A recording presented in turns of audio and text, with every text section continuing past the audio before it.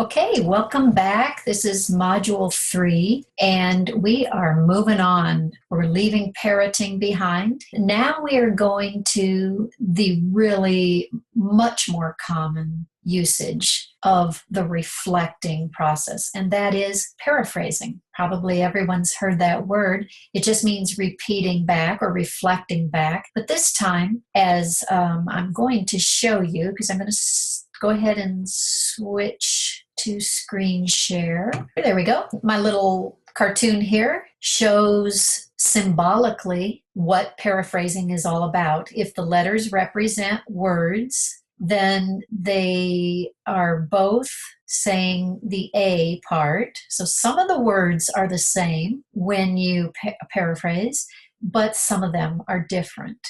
And you are putting what they're saying partially into your own words. That's what paraphrasing is all about. And obviously, if you're starting to interpret what they're saying, not just parrot, but interpret and figure out how to put it into your own words, then obviously there will be some opportunity for error. And so you will also want to do what I call accuracy checks. And there are millions of them. It could be, is that it? Is that correct? Have I got that right? Does that about sum it up? Have I understood correctly? It could even be right. My favorite movie is 42. It's about Jackie Robinson and his struggle to be accepted as the first Black Major League Baseball player. And I found the movie very heartwarming because his fans and his teammates came to see him for his talent as opposed to the color of his skin. So you really liked the movie 42. And it's about Jackie Robinson and his struggles to be accepted as he became the first Black baseball player. And for you, it was really touching and heartwarming because of seeing what he went through, it sounds like. Is that right? That's right. Okay, so there was an example. I was reflecting back what she was saying, but obviously I had to put it into my own words. She said quite a few sentences. There's absolutely no way I could have parroted that. I wouldn't have been able to remember it, and it wouldn't have been useful anyway. But I tried to show understanding by summarizing what she said, and I also tried to reflect back the emotion she was feeling in the description of it was heartwarming to you and comments like that. And then I used the accuracy check at the end. I believe I said, is that right? And she confirmed that I had accurately paraphrased. And so that is an example of what we're talking about. But we are going to delve into this and unpack this in ways I would imagine you have never experienced before. So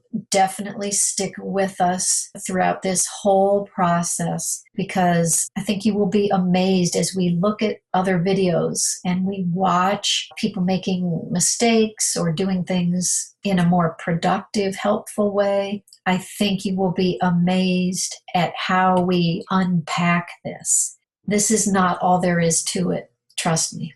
But that is what you've just seen is a visual example of paraphrasing. So let's go further into it. We're going to be practicing together, you and I, and one example would be this one. And notice I have given you the emotion, though I call it agitated tone. I want to explain before I forget that you don't necessarily always use, well, for the sake of this exercise, you don't necessarily use the word I give you. I'm just describing it. But in your reflection, you don't necessarily have to use the word agitated. You don't have to say, you seem agitated. You don't have to use that word. And I want to warn you, there are times when you won't use maybe the most accurate word for what this person is feeling. So, for example, if they are extremely angry, a lot of times people don't want to admit they're angry. So you can choose a word that they are more comfortable with admitting to. So for example, you might say, I sense you feel really uncomfortable, or I sense you, they might admit to feeling alarmed. I sense you feel alarmed over what I've just shared. Try to pick words that you think will not provoke defensiveness, but still acknowledge the emotion. Because we've probably all seen a situation where you try to say to somebody, I know you're angry or whatever, and they'll say, I'm not angry. So certain emotions people don't want to admit to. So pick your words carefully, but still reflect back some recognition of that emotion. So in this case, we have a sales prospect speaking to a salesperson, and I am picturing this as a man. I'm picturing them sitting at this table, and they've been talking for some time, and this guy is getting agitated. He's kind of sick of the whole thing. He just kind of wants to get out of there. And maybe he has a personality where he can get a little testy. So this is kind of what I'm picturing as I created this example for you. And he says, I really don't think your product is right for me. The price is more than I wanted to pay, and I don't see any advantage to what you're offering. Okay, so it's your turn to give it a try.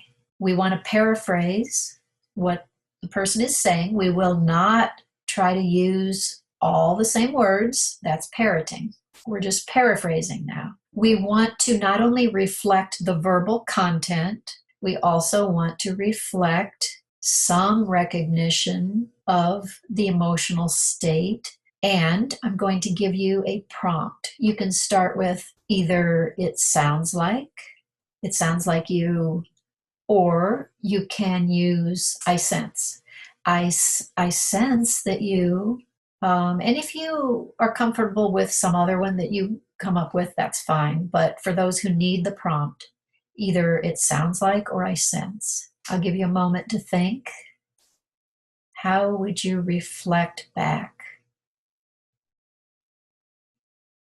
And of course, in the workshops I do, this is all class discussion.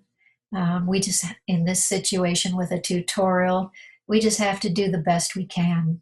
And I wish I could hear what you were thinking and respond, because that is so useful. I can give so much guidance. I can help you slightly shape your answer so that it's more in line with what I'm teaching. I can also help you avoid certain mistakes.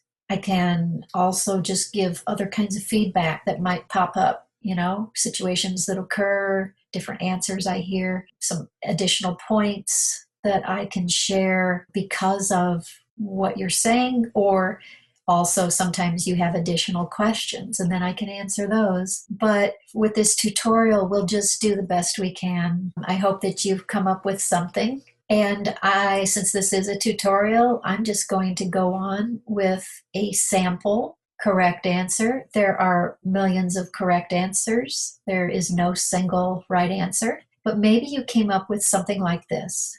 It sounds like you're feeling concerned about whether we have the right option for you. You're questioning whether the price would be worth it. Is that right?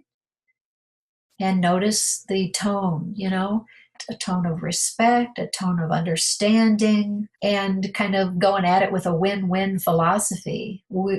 I care about what your concerns are, and I want to know about them, and I want the two of us to put our heads together. So there's one practice opportunity exercise. Let's move on to example number 2. This is a coworker speaking to a coworker. I'm picturing he's walking back into the cubicle. He was just upstairs talking to some people in purchasing. He comes in and slams his papers down on his desk. He's got a frazzled and angry tone, and he says, and he's venting, and he says, "What's going on with the guys down in purchasing? They've forgotten we all work for the same company. I'm sick of this bureaucracy." Okay, what would you do? How would you reflect content and emotion, but watch out for using the word angry?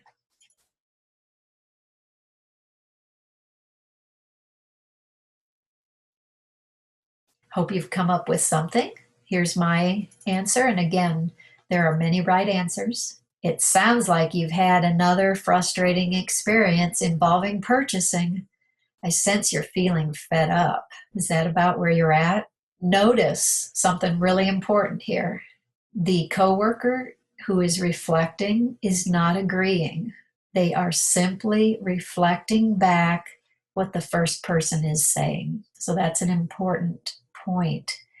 You are not wading into this and taking sides. And if there's ever a case where you worry that you will be accused of taking sides, you can be explicit with this person. You can say, I am not taking a position one way or another. I just am wanting to understand.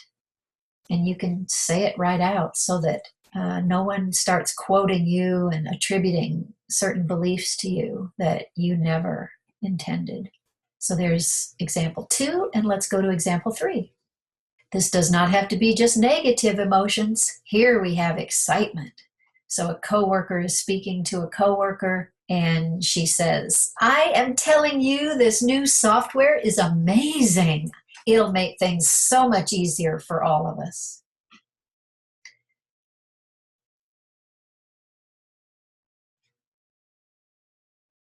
Hopefully you came up with one, and here's the one I came up with. You're really thrilled with what you've seen so far, huh? Notice the huh, even that is an accuracy check. And the paraphrase can be very brief.